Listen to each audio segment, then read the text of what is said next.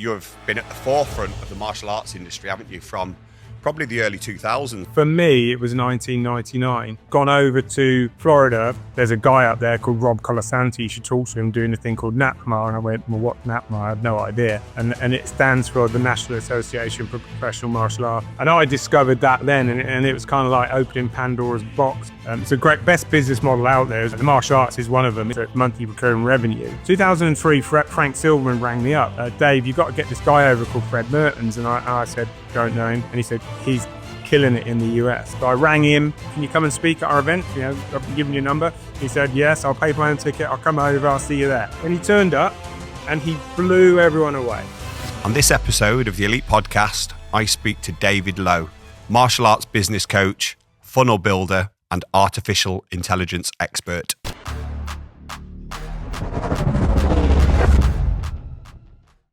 David, how you doing? Good to see you, Lee. Great to see you again, mate. Thank you very much for taking the time to speak to me today. I mean, I speak to you every week, but I thought it would be great to get you on the podcast. We've been talking about it for ages. It would have been great to get you up here as well to Liverpool, but you live bloody miles away, don't you? In right the other side of the country in Kent. So getting you on here anyway on the mobile one is great, and it's a privilege, and I'm very grateful. So thank you very much, Dave. Yeah, absolutely. It's good to be here, Lee. Appreciate it. Yes. So yeah, you're doing some great things within the martial arts industry, as always. I know for the people that don't know you, you have been at the forefront of the martial arts industry, haven't you? From probably the early 2000s, when all of the kind of the big players from America came over and started showing us, you know, how to really do it and make your martial arts schools into professional businesses. So do you want to tell us a little bit about that? Well, yeah, I mean, I remember you when all this started back in for me, it was 1999. And I brought over NAPMA, and the story, I won't go into too much detail on that, but the story was I'd gone over to Florida to go to Macho's, you know, the dip foam provider, you know, the safety gear provider. And I'd gone over there to just to see them, really, because I was helping out with the distribution with Biotomic then, but I was still teaching my schools then. I still had my schools going. And they said, oh, we're going up to Clearwater to an EFC convention. And they said, you should come up with us. There's maybe, because I was teaching, they said, there's a guy up there called Rob Colasanti. You should talk to him, doing a thing called NAPMA. And I went, well, what NAPMA? I had no idea. And it stands for the National Association for Professional Martial Arts. And what it turned out to be is this marketing business in a box that you subscribe to as a school owner. And I discovered that then, and it was kind of like opening Pandora's box, if you coin a phrase, and all this light coming out of all these ideas, Lee, and all this stuff. And I was just thinking about my schools. I had nothing to do with anyone else. I was going, holy crap, this is really good, you know. But then Rob said to me, would you be our distributor over in the UK? And I went, yeah, I'll see if I can resell it. And that's how I met. Well, we'd never met, Lee, but that's how I came across you, because you were still in the parachute regiment, I believe. And 99. Yeah. I was still in. I think you said to me once, we did have a brief conversation. I think you said you had about 40, 45 students and you were teaching and you're still in the army. Yeah, it's on me mates. It's on me mates on a Saturday class that I did when I'd come back at weekends. It was, yeah, that's all. I'd just hustled a few people together. Yeah, it's really bizarre. And but the real marketing started with people like, it was Lee Childs, Kim Stones, Shabir Akhtar was another one. They all had gone over probably a year or two before, discovering all this marketing stuff with people like Greg Silver, and you know, I don't know how they came across it, but they were the real pioneers from a school point of view. But the marketing, sort of like spreading the word, if you like, was something that we did at Biotomic. I fronted and pioneered, because I was a school owner. I was helping my ex build the Biotomic side of it, distribution. So yeah, that's how it all started. Yeah, and like you said, you know, when you said you opened that box the first time, and it was like opening Pandora's box. Yeah, never to be put back in. It's the genie never to be put back in again. It really was. I mean, once, because it was you that sold me it, and I was umming and ahhing. I think it's about 69 or 79 quid. I was like, that's a lot of money, isn't it, per month? And I've only got 40 odd students, but it was the information in there. directly and indirectly as well, because once you've seen this type of stuff, you realize it's out there and you can start sourcing it from elsewhere as well and start really kind of creating your own ideas of it. But when I saw what you could do and what you could offer, there was lesson plan ideas to make your classes more exciting. There was a monthly kind of newsletter, wasn't there? And then there was also marketing ideas, 2 or 3 marketing ideas for the month. And I would religiously, because I was military as well, I'd just like, that's my orders, that's what I'm doing. And every month I would just implement what was there. And it just started to steadily grow and grow. And I joined in with Gerard as well, which was Gerard and John Jepson at the time, wasn't it? With Nest and Lee Charles. And Lee Charles had a billing company at the time. They kind of all launched them together, didn't they? And then I jumped onto that as well. Well, what happened was Lee brought over EFC. So that was predating Nest, because I remember I was with Ashley from Biotomic, and I was at the unit, and it was on a farm lead. It was, like, think of a sort of like muddy fields and farms, and there's a few units and blocks and things. She was in one of those. And that's when I was kind of getting involved with that side of it, with the distribution. And she'd said to me, "Oh, this bloke called Lee Charles is coming to see us." Okay, I went, I know of him, and I'd never met him, Lee, right? This is God's honest truth. I'd never met Lee in person, but I knew who he was. And that's a good sign of marketing. Definitely. Because I had a school the other side of Swindon where he was, in Marlborough. That was my furthest out one, because I had schools scattered around the Oxford and Wiltshire sort of area, Berkshire. And I remember one day I was driving over to one of my classes, and I was going over the South Downs, and I was catching up with this bus on this lane. I was thinking, oh, damn, there's a bus there. It's going to make me late. And as I got closer and closer, it was a single-story bus. And as I got closer and closer to this thing, all I could see on the back of it was this massive poster stuck to it.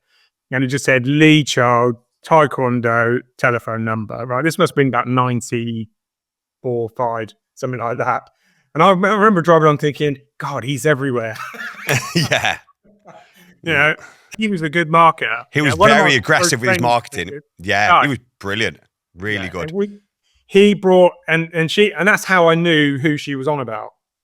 And when he turned up in this banged up old Mercedes, right? So I remember looking outside the door and seeing this car pull up, and Lee got out. And I said, "Oh, you're Lee." And he went, "How do you know that?" And this guy, I said, "Oh, it doesn't matter." And he came in and he was trying to get us or her to try and push EFC.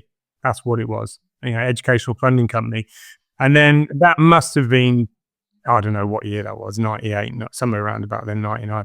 And Nest happened a little bit after that with John, Gerard, and Bob Sykes, I think. Oh yeah, Bob as well. Of course, Bob Sykes was involved. And also, when they launched Nest, Lee Childs launched another billing company at the same time. And I remember I went to a presentation and all of them were there. And then at the end, you kind of decide if you wanted to go with John or with Lee, because they were kind of the figureheads of both of them. And people, what it's like, people naturally gravitate to one or the other. And both of those knew that, and they were confident in their products, and they didn't need to think, I need to keep this away from anyone.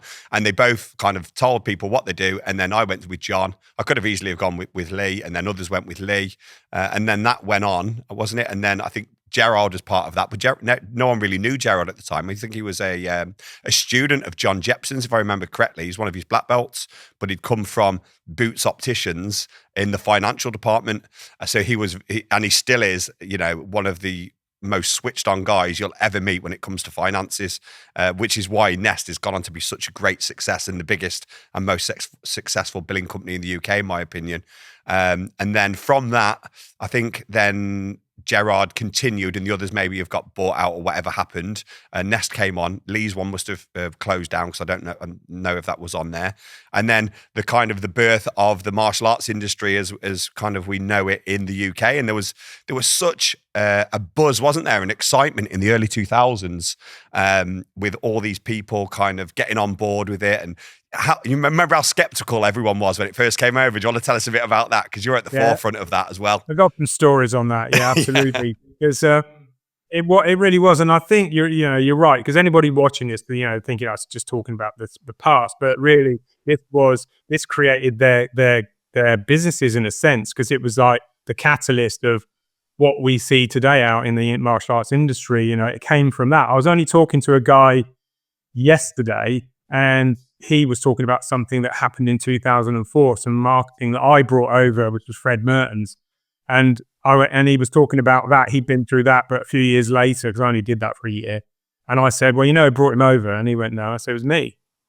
It was us originally, because he spoke at one of my events. So, you know, so kind of like there's all these little, everyone's connected up. Like Matt Fidesz was at the, you know, your event the other month, last month. And, you know, he's connected, you know, there's direct things that he's done as well. So there's a lot of things going on. It's quite interesting. But some stories.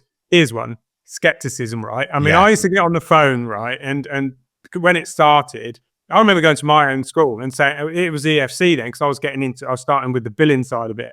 I remember saying to them, guys, there's this new thing coming. We've got to do it. It's going to change everything for us as a school. These are my black belts. And they were going, what is it, Dave? I said, I don't know. I just know it's going to change things. It's like that, because, you know, when you know, you know. But I used to get on the phone at Biotomic because I was doing the two jobs. I was teaching at night, running the business, you know, distribution, growing that during the day. And I remember ringing up loads of people and telling them all about it. I remember one guy, I was telling him, going, well, it does this.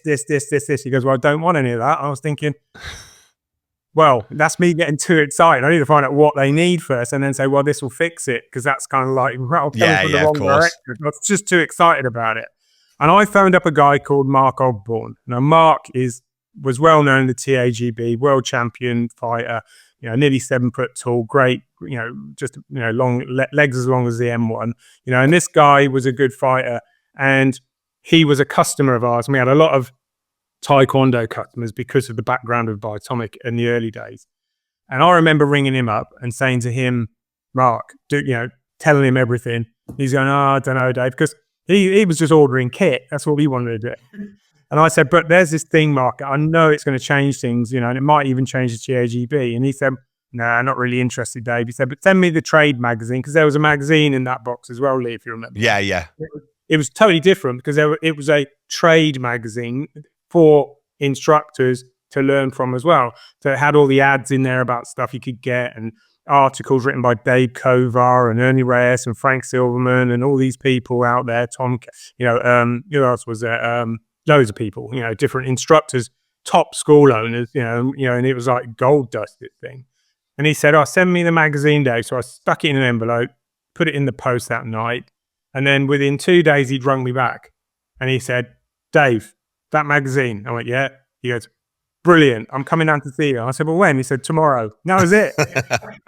And I met him on the outside Oxford on one of the services on the ring road going around Oxford. And he was really blown away by it. And that was the catalyst, Lee, for him and Ray Gale from the TAGB as well to start Puma, which is like another big association. You know, because they'd seen this thing, they went to the TAGB. TAGB said, no, we're not changing anything. But you know, they did, you know, but they didn't want them to change. They wanted to control it. And so Mark and Ray got so frustrated with them, they ended up creating Puma, which is a big association now, who do Taekwondo and kickboxing. That's just one story, you know, for somebody. So when this is something that gets my goat really in the industry at the moment, it's a lot of sort of like martial art, you know, coaches out there, or some of the well-known ones, not many, but one or two, talk about these people who don't have experience in the martial arts, and they keep ringing up all the instructors and they keep saying, you know, we can help you grow, and blah, blah, blah, but they got no experience, they never run a school, never swept the floor, never dealt with parents, all this stuff, you know. Well, that is true, but at the end of the day, you've got to give someone a chance to prove themselves. At the end of the day, you know, if there's something they're saying to you, you go, well, okay, then we'll show me what you can do. Then, you know, I'm a great believer in you should give people a chance. You shouldn't just knock people. And that's kind of what I was doing. I was trying to do that stuff, and it was so new. No one really knew what it was, you know. Even to this day, we still have that problem. But if you want to run a business, you've got to have a mentor, and you've got to have a resource somewhere. I'm believing that, like what you do and what I do, you know, complement each other, because we want the industry to grow. But it was a good change point. It really was. Yeah, absolutely. With what you just said there, that's true. I mean, you wouldn't do martial arts and just try and get it all offline, would you? You know, become a black belt and an expert by just reading stuff or picking bits up or copying from people. You find someone who's better than you, and you're around them. They become your mentor. They guide you. They tell you what to do. And I think that's the problem some martial artists have. Not all of them, because we know a lot of people that are very much on the forefront of this, and they value their education and their mentoring, their guidance in the business as much as they do the martial arts. And that's the key. There's got to be a balance. You've got to be equally as motivated to do both. There's an imbalance. If you just, like a lot of martial artists, just love martial arts, especially the fighters or the ones on fight circuits, and that is their main priority. And they're outstanding. You know, they have all the values and characteristics of what you would expect of a champion, and so do the students. But unfortunately, they're like the world's best kept secret, and they've only really got like the fight team and 30 to 50 students, and they're broke. They can't run it. They're giving everything. I say broke, not just financially, but like spiritually and mentally, because they're worn out. And you give so much as a martial arts instructor, more than any other job I know of, really, because it's such a deep kind of personal thing, isn't it, to pass on your syllabus and give what you can to the students, and they far overweigh what they take in any money by the value they give. They need to value the other side as much so they can build their school up and then be in a position where they've got a team of staff and they can step back, they're not burnt out, they can work on their business, not in it, as we talk about all the time with the guys we mentor, and then really be kind of the figurehead of it. So yeah, some people struggle with that still, don't they? Yeah, totally. I mean, it's funny you mentioned the psychological side of business. It doesn't matter what business you're in. You still need, well, here's an analogy. We spend, as martial arts school owners, spend a lot of time, not too much time, but a lot of time trying to get, people to sign up to their classes, because that's the ultimate goal, is really to fill your class up and get paying students and keep them training.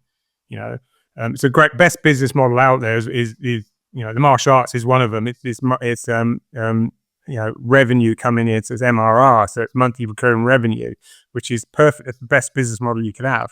But you got to keep them training. But you've got to put a lot into it, and putting a lot into it means you need to actually have either downtime or have something that you can unwind with. Because, like I said, it's kind of like they're energy vampires, if you like. They're kind of like draining you, and if you don't actually care about yourself and look after yourself, then you're going to burn out. That happened to me when I was teaching, and you've probably been through this. I was trying to do when I was growing, I ended up opening up too many locations and being the person responsible for going the old way, and running around like a blue-ass fly, managing everything. And I remember one experience, I was teaching, and all of a sudden I went all dizzy and nearly passed out. And I remember sitting down. I remember thinking, I'm doing too much. I don't need to be expanding like the way I am. I need to just back off a bit. And I closed a couple of clubs then because of that. I realised and tried to work on the ones that were really my better schools. And just put the time in there, because I didn't have the backup to grow. Yeah, because you've got, whether you like it or not, you have a limited amount of time, energy, resources, and passion. Like, you will burn out if it's all interjected, because it's amazing when you teach. It's one of the best experiences ever. It really is. You're buzzed up, you're high of energy, but it drains you a lot. And if you're teaching every single night, I mean, I did 6 classes a night, 6 days a week, and I did that for 12 years, and I still fought internationally, and I was away every weekend at a tournament, once a month at internationals, and then I'd work all day long in the daytime, do my own training, up to twice a day. I'd train in the morning, then I'd train in the evening, the classes, and then I'd be doing business stuff all day, and I was expanding. And while I was still fighting, I still had well over like 1,500 students. Like, at that point, it wasn't until I stopped fighting that I really pushed and managed to grow, quite considerably afterwards. But, the less you teach, the more you will grow and the more students you'll have. If that is your intention, obviously, if your intention is to sit on a beach and not do anything, then that's not the case. But if your intention is to grow, you're going to be limited because of that factor if you teach too much. Yeah, I totally agree with that. So obviously, as we were just saying earlier, you were at the forefront of things when this kind of martial arts industry thing all happened in the late 90s, early 2000s. But it kind of dropped off a little bit, didn't you? We were talking about this, weren't we, a few years ago, actually. It dropped off considerably, and it was almost as if everything had started to go backwards. People were starting to reduce fees. There was more martial arts centres, but literally most of them weren't making any money, and they probably had 100 or less students. So they weren't kind of maximising the capacity by having good structures in place.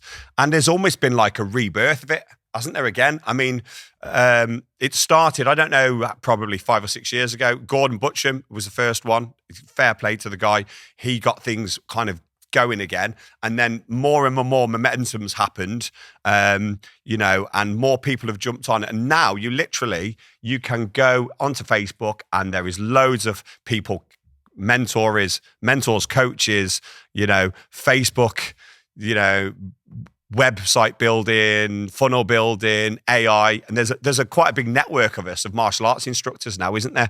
And again, you are right at the forefront of that.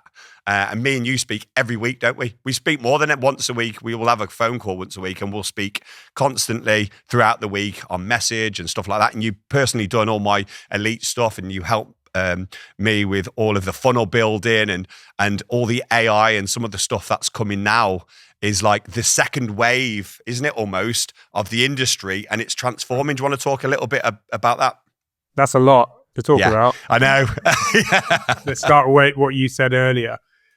I totally agree with that, because what happened in the industry wasn't necessarily anything to do with me, but we started Biotomic Coaching, me and another guy who was involved back then, probably around about 2008, because I'd gone through kind of like this evolution of, you know, NAPMA, Maya, which was the Martial Arts Industry Association, which Century owns and still or did own. But it's Mike Metzger and Frank Silverman, and they've got one of the biggest chains of franchises in the US, Championship Karate, I think it is. And it was Frank's originally. They merged. This just goes to show you, they were two separate school owners in Orlando, and they merged and made the biggest chain. And now they've got the biggest chain. And Frank had created Maya, and I think he'd sold it to, or he fronted it. Century I didn't know this. Century actually took it on. I didn't even know it when I was running it until 2019 time, 19 time. I discovered this in the past. You know, all happened in the past. And Maya was the thing you saw as well, because I changed from NAPMA to Maya. Yeah, that was right. Yeah. Yeah, because that was just a political thing that happened. Biotomic was becoming a big distributor for Century. NAPMA wanted to get into the gear industry, which is a bad move for them, and it turned out to be. They started selling Top 10. That's how I met Peter Krukenhauser back in 1999, believe it or not, through that. They started then creating dip foam and uniforms, and Century sued them over some nasty things going on, and things that were printed. And Mike Dillard sued John Graydon and won, basically. And I think for about $1 million. So Graydon had to sell this, actually give because he didn't have the money, give NAPMA to Mike Dillard. And that's what happened. And Maya started because they ran the two together for a short period of time. I remember going to the Super Show, and it was Maya and NAPMA. It was kind of really bizarre, and I had my old contact at NAPMA was there, Rob Colasanti, not looking happy, and because he went with the business, and Maya was the big thing, the new thing, what they called a Me Too, but it became the main, did it in a box stroke, and it's still going really strong. They've got a great coaching program in the States. They certainly have. But that happened, and then when I kind of like that tailed off a little bit for me in 2006 time, because I brought in a business coach for Biotomic. That's right. Wasn't there? There was you and another gentleman, wasn't there? That was under you. What's his name again? Chris. Chris. And Chris. There were a couple. There's him and another guy called Greg who helped me with some other stuff. That's right, Greg. Yeah, that's it. That's the one I. Well, that was with Ted Mertens when we brought over mass training. Yeah. Oh, yeah. Let's talk about that. That was interesting, wasn't it? Okay. Well, this will lead into. Okay. Fred Mertens. He was that character, wasn't he? I'll tell you the story. 2003. Well, Gordon Bertram went through my coaching program. Brilliant. Well, that's great. I didn't coach him, Chris did, but I coached Chris. So I knew what was going on. In fact, in the garage, Lee, I found the other day a box of invoices and stuff from the old days, and Gordon's invoices are in there from his coaching. Brilliant. So if he ever denied it, I got my invoices. Yeah.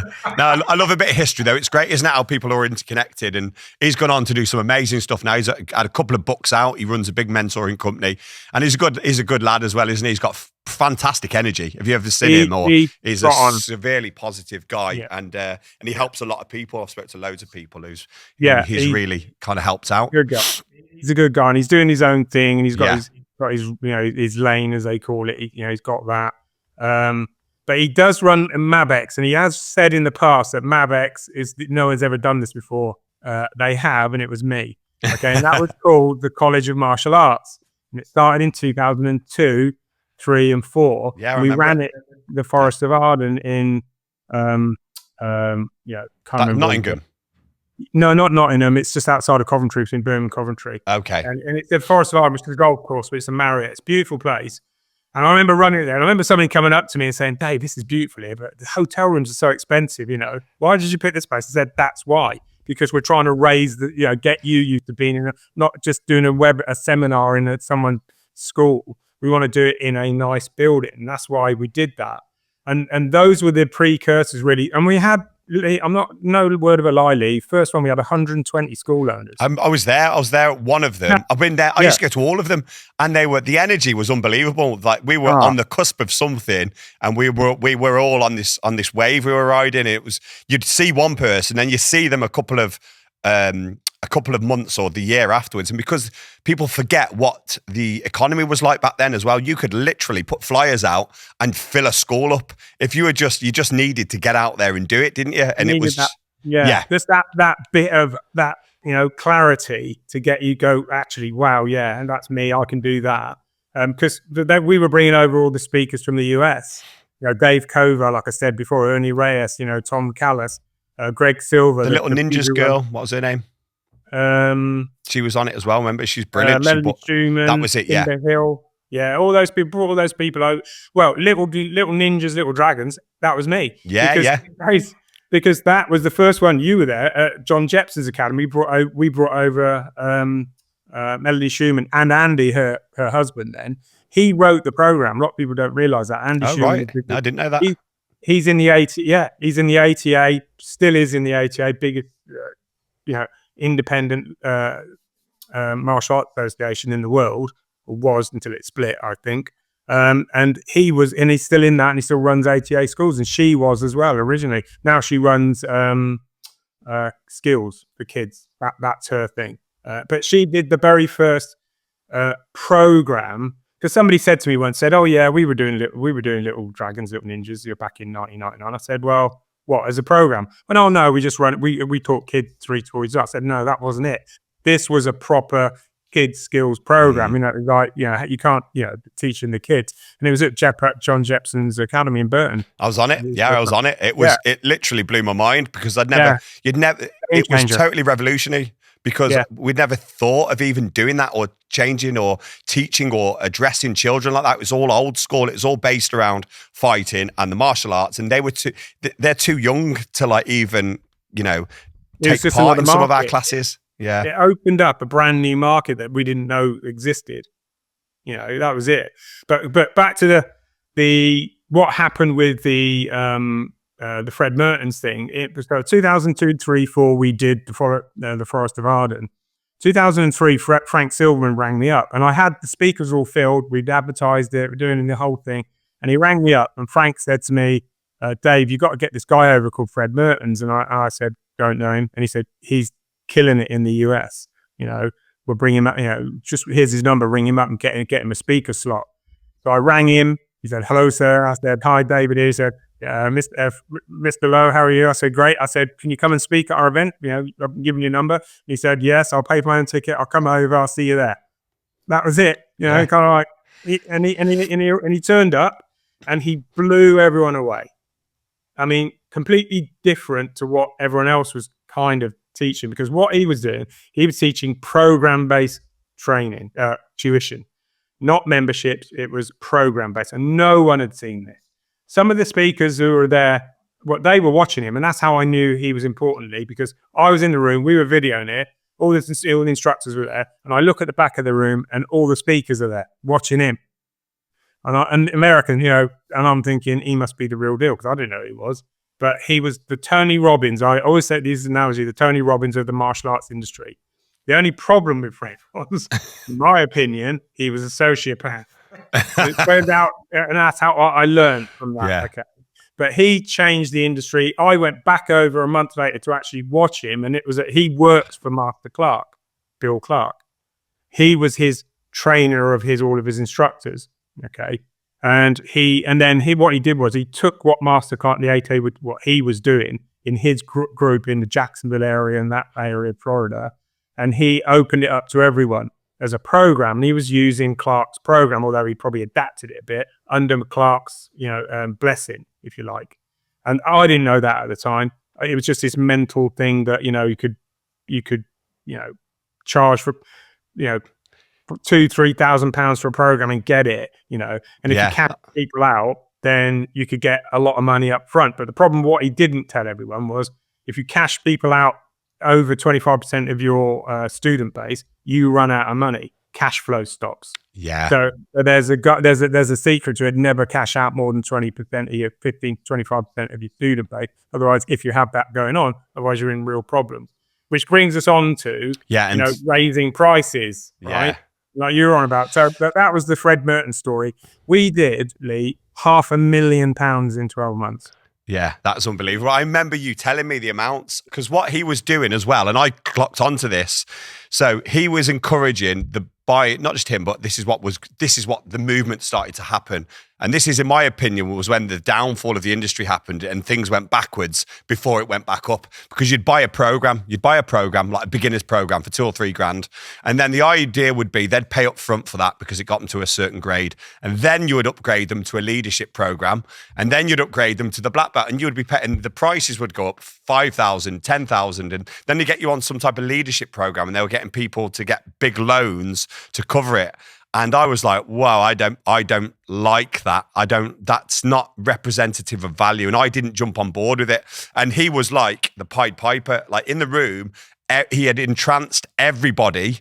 And then he said, and I'm not going to tell you what the next program is. I'm not going to tell you about it until we have 5 people pay to go into my leadership program, which must have been an equivalent amount of a few £1,000s as well. And people were just waiting all awkwardly and signing up for it. And I was like, well, I'll find out. I thought I'll find out what he showed them when I'll ask the people that have upgraded. And they didn't really come up with an answer apart from, you upgrade your people onto this program, and then you upgrade them onto the next one. So that's what he's telling them, and that's what he's doing. But there was no value. I couldn't see. I thought, where's the product, the value, or what's good? This is just like a pyramid.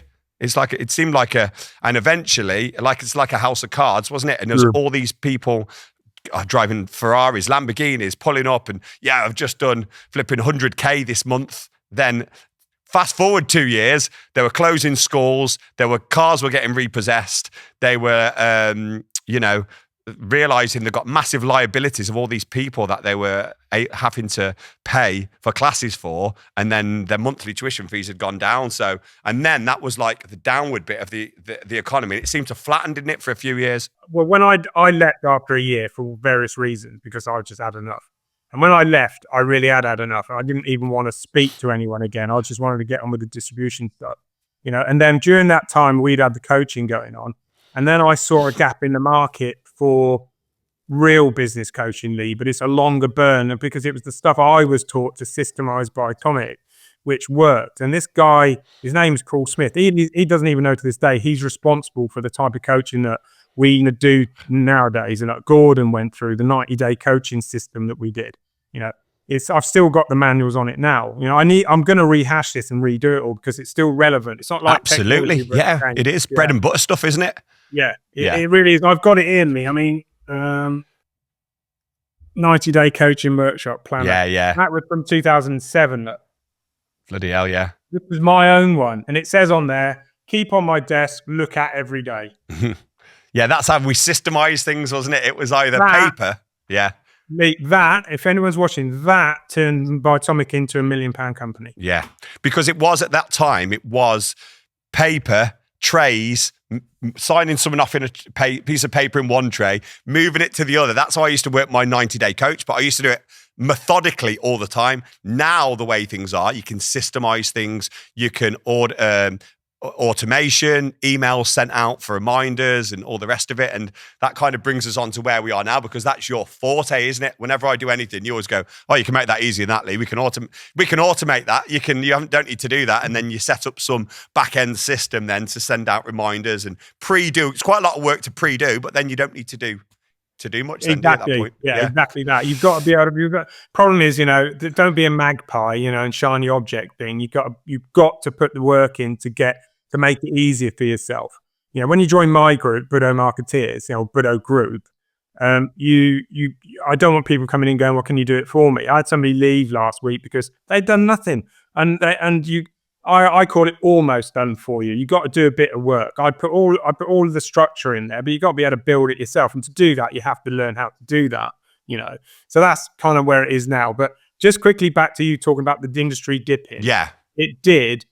We brought in Biotomic coaching at that time because I saw this gap and I went, no one's actually teaching this way. It's like, here's a business in a box, here's some ideas, there'd be some seminars about how to teach stuff on the floor, but there was nothing about building systems. Nothing. There really wasn't. And that was really the precursor to the real, what I call traditional coaching coming into the industry. And we ran that for quite a time. And that's what introduced me at that period of time, 2008, 9, to online marketing. And my mentor now, who I'm still with to this day, which is Frank Curtin, he's just like, I've never changed. And I just rejoined his inner circle just now. Isn't he one of the biggest guys in America when it comes to stuff? Not in martial arts, just in general marketing. Yeah, he's a marketer. Yeah. He's really laid back. When I first discovered him, he had long hair, on a skateboard, surf dude, funny as anything, really, really laid back approach, and always saying, oh, it was a mistake. I made $1 million. I didn't mean to. I don't know how I did it. It's like that type of approach. Really, it's like, holy crap, this guy. And he's still the real deal today. But the good thing about it is he uses the system I use. He used it for the platform CRM. He uses it. I went through the ClickFunnels thing. So did all the marketers and different. ClickFunnels was the biggest. But then I switched to the high level system now. But I use School as well, which is run by an Australian entrepreneur that what's his name? Alex Hormozy is now an investor in, and I use that as well. So I know I'm doing the right thing because all these other 8-figure entrepreneurs or online marketers are doing it. Sam Ovens, that's his name. He runs School. He owns it. Sam Ovens had the URL called consulting.com. That's worth $1 million alone, just the domain.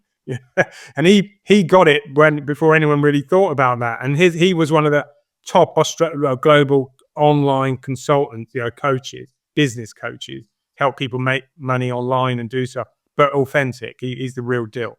But around about that time, 2008-9, it really did derail. I left Biotomic in 2010-11, and I just got out of the industry, and I got back into the coaching stuff, more for me, and the online marketing, because I was really curious. I knew something was coming. I built my first sales funnel back then, and I did a PDF on coaching and sold it to martial arts school owners. In a day, I did $7,000-8,000 just downloading this guide. It was like this. It was a PDF. But it took me probably a year to put it together, because now you can do it in a matter of months. Back then, it took 8. Sellotape it together, a bit of glue and all this sort of stuff, and try email marketing there, that bit's over there. And how would you get that over there? It's kind of, I don't know, we'll figure it out. It's like one of those, So I had to have a mentor show me how to do that. During that time, I believe that, like you, I agree with you, the industry had dropped off because there weren't those people pushing it forwards, hard enough, like we are today. And there's a lot more of us. So it's a lot more of a crowded, bloody ocean, the red, blue ocean scenario thing. Gordon came along and did his thing. So did Dan and Rick and all those other people. Yeah. And then me. Then I came back. We met in between that, again, and started and did the distribution thing. But but the industry from an instructor point of view, I think the prices did drop. I think people struggled a lot more. They didn't really have that direction, from the bigger school owners who were involved then. God knows what happened. I don't know. And now we're talking about, well, people, aren't charging enough, or they struggle to charge them more money, or it's perceived value by the general public. General public have no idea. If they don't know anything about martial arts, they don't know what they don't know. But if they come along to a school, here's an example. A guy who came back on board with me up in Scotland, he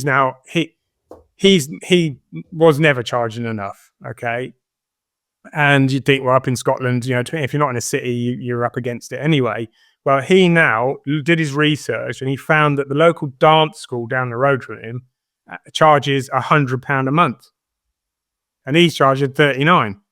And what's going to give the kid more benefit, more life skills, all the stuff we teach, so that's the perceived value, the dance school sees itself as a higher value than what he does.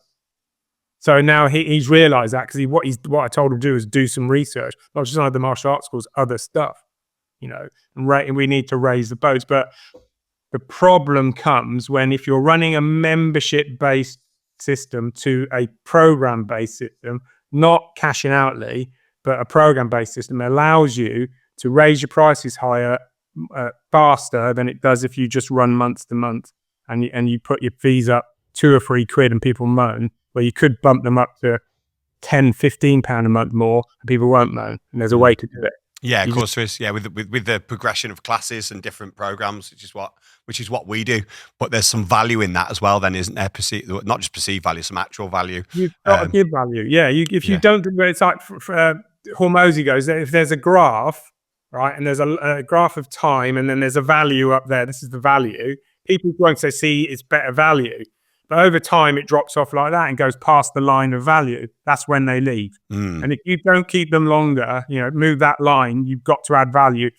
Make people get people to stay longer, because you give more value and you listen to them, and your instructors are attuned to what they get when they come in, first of all, and you help them, then they're more likely to stay longer. And if you do the calculation of how many students you've got training, and if they all train 3 months longer with you, what's that worth to you? And if that's a big number, then I'd pay attention to it. Obviously, as well now, with what you're doing, with your mentoring and you're helping, your specialization, I would say, because there's quite a few of us, and we all seem to have our little kind of niche, don't we, in our lane where we specialize in, and obviously we generalize as well. And yours is definitely kind of the funnel side of stuff, isn't it? Some people don't even know what funnels are. I know, and AI, I'd say as well, funnels and AI, but amongst many other things, because that's something that you're mentored at a high level, and probably what you're known more for as well, is that. Do you want to talk a little bit about that? Because that's really interesting for those that don't know how this can kind of help their martial arts business, or any business. Yeah, absolutely. Yeah, any business. I mean, I've got old friend of mine just got in touch with me again from school. We were in the same class, same year, same form together. And he's a builder, and he brought something out a few years ago, but he doesn't know about online marketing. And he had some people from like checkertrade.com, and some of the people on TV do the renovating houses and buying old places, wanted to partner with him with this thing he'd found. Okay, I won't say what it is, but he came to me the other day and he said, "God, Dave, I really should push this." He said, "Maybe we should do it together." It's the bit, and you need funnels for it. You need landing pages. You need that automation side of it for data capture and start a business, and automate it, make it easy for people to get involved. With our industry, I think because of the tech, they look at it and think it's a bit techy to do, it's a bit designed to do, and people sort of like go, "It's too hard, I won't do it." When you really do need to learn to do this, if you're going to be either you learn or you get someone in your team to learn to, and you understand what it is on a base level, then that's because if you're a big schooler like you, Lee, you ain't got enough time to go sitting down, getting your keyboard out and dabbling. You need somebody to do it for, you, or at least do some of it, and then somebody does something else. You've got a team of people helping you. But when it comes to funnels, landing pages, they're a bit like your website. Kind of like people will find your website. Those are pages. But if you're not actually data capturing more effectively using a website, and then using landing pages, and then putting someone into a funnel, And the funnel basically means it gives you a better chance of actually signing them up or getting a lead. So the funnel would be something that, that you see the pictures of a funnel, you drop someone in at the top, all these people, and at the end of it, you get less and less of them, but then you get the better quality lead. That's kind of what you're doing. A funnel isn't necessarily a landing page, it's a series of steps. Okay. Yeah. Do you want to talk us through an example of that as well? Yeah. So, for example, there's two things. You've got one would be somebody, a parent or an adult, somebody's ready to sign. They're actually know they want to do martial arts. They've found your page. They've seen what you do. You explained it well enough, or they've seen your ad on Facebook. They've gone, yep, I want to do that. Right, they're in the top. So if it's an iceberg, they're above the waterline. So those people would click on something. You might send them to a landing page that tells them all about it and it's got a calendar booking form on there that actually books them in. Okay. That would go from that page to the booking into an automation flow that would then send them an email, send you an SMS telling you they just signed up. And then leading up to their class, your class starting that day they booked, they would get a series of SMS and emails reminding them that what's happening, what to do, all that sort of stuff. So that's a sales email, sales funnel. Okay. Brilliant. Yeah, that's right. If you've got someone who isn't quite sure yet, you would use something like a lead funnel, which would be, the lead magnet type of approach. So you'd either give them a video of what you do, or you give them a downloadable that's the big one that I specialize in, the downloadable PDF or thing to give them in exchange for their name, email, telephone number. But you're not trying to sell them on the class, you're trying to educate them on your business. So you would have a landing page for that would be, are you interested in martial art classes but not quite sure where to look, or a bit confused about what to do, or you don't even think you're good enough? Don't worry, we've got the answer for you. We put it into a downloadable guide. Click here, name, email, telephone number, and we'll send it to you. And that would then go to a second page. That's a two pages, opt-in page, and then thank you sales page in a sense, because when they land on the second page isn't, oh, here's your guide, because that used to be what we used to do, Lee. See you later, and they might, if you're lucky, go into an automation. Now that has to be there. And then on that page, you have now the opportunity, because you've qualified them you've taken them up a rung on the ladder. So without, and if you automate it without doing anything yourself physically, you've done it. So you've upped them on the ladder, and now you can say to them, oh, your PDF will be with you in any second in your inbox, but don't go yet, because we've got a special offer for you if you're interested in taking it up. Because you've downloaded it, here's the offer. So you then pitch the offer if you wanted to. You don't have to, but it's a good idea because they're on there. Okay. And the delay of them getting the thing on their phone, don't send it to them straight away, because if they land on that page where you're trying to offer them and the phone pings, what are they going to do? Go to the phone, get distracted. This is distractionless marketing, trying to keep their eye on the ball. And on funnel pages, Lee, there's no menu either. So they can't navigate away from the thing you've spent money and time trying to get them to do in the first place. And that's why I believe the old website concept is we call them dead sites now, not website, because it's an old concept. Whether it catches on or not, who knows? But Russell Brunson, the owner of ClickPrime, has been talking about it for the last 3 or 4 years. Websites are dead. Well, they're not dead for e-commerce, but if you're going to market people, use funnels to get them into your world. And I've got a saying, all roads lead to Rome, and that should be data capture. Build a list, convert.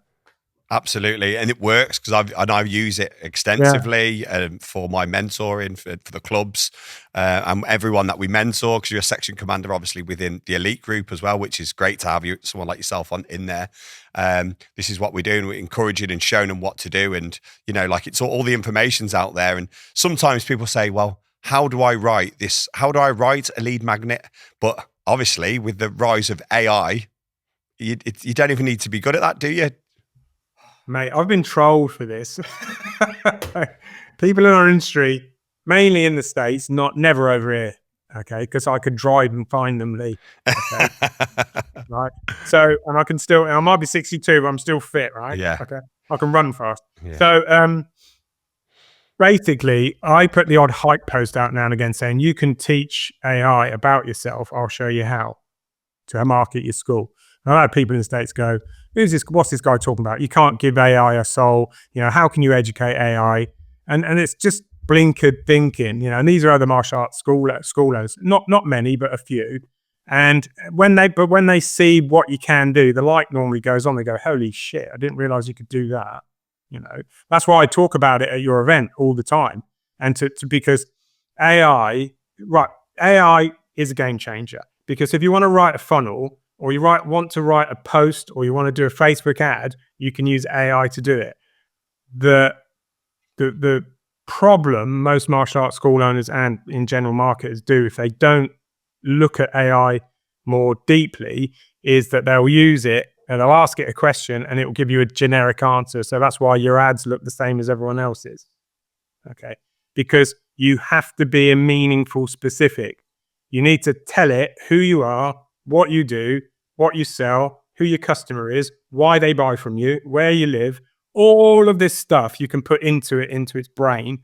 And if it knows that, it can be more like you. It can't be you, but it can be more like you and give you the answers.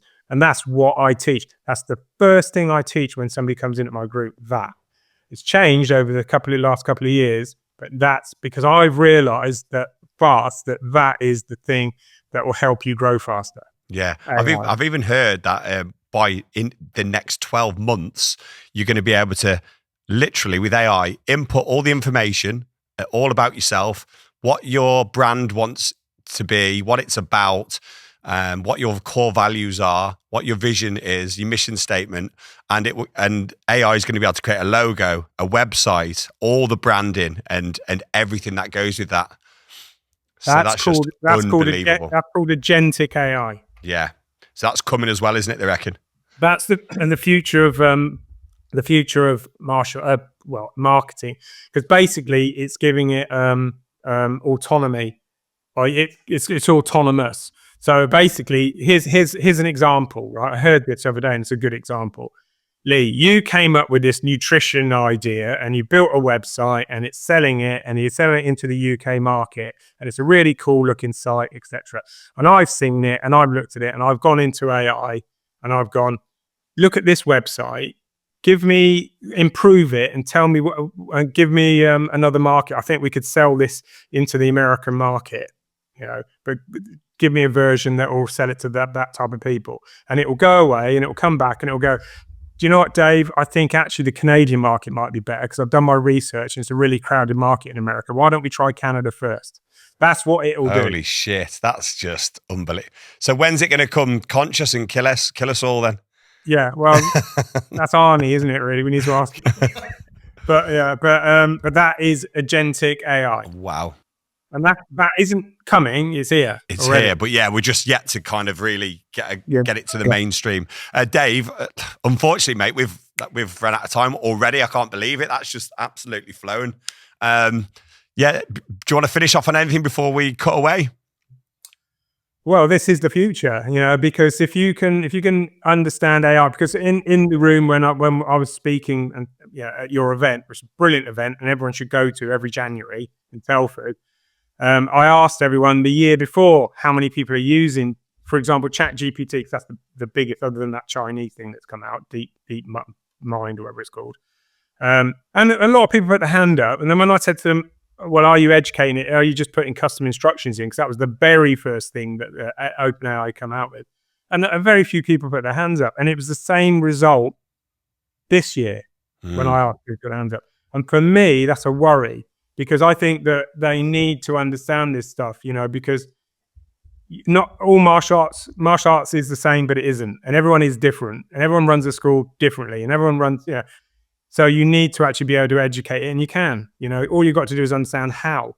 And I know how to do that. I mean, a guy in America, just finish off, who's a marketer, a market muscle guy, actually said to me the other day, he said, AI is your lane, Dave. Like you said, funnels is my lane. And no, funnels and AI I meant though, because for me, you're right. evolving as well, aren't you? You know what I mean? It's an evolution. Yeah. Like, for example, yesterday, I found it through one of my mentors. I found the GPT, which is a thing that will do a specific task for you.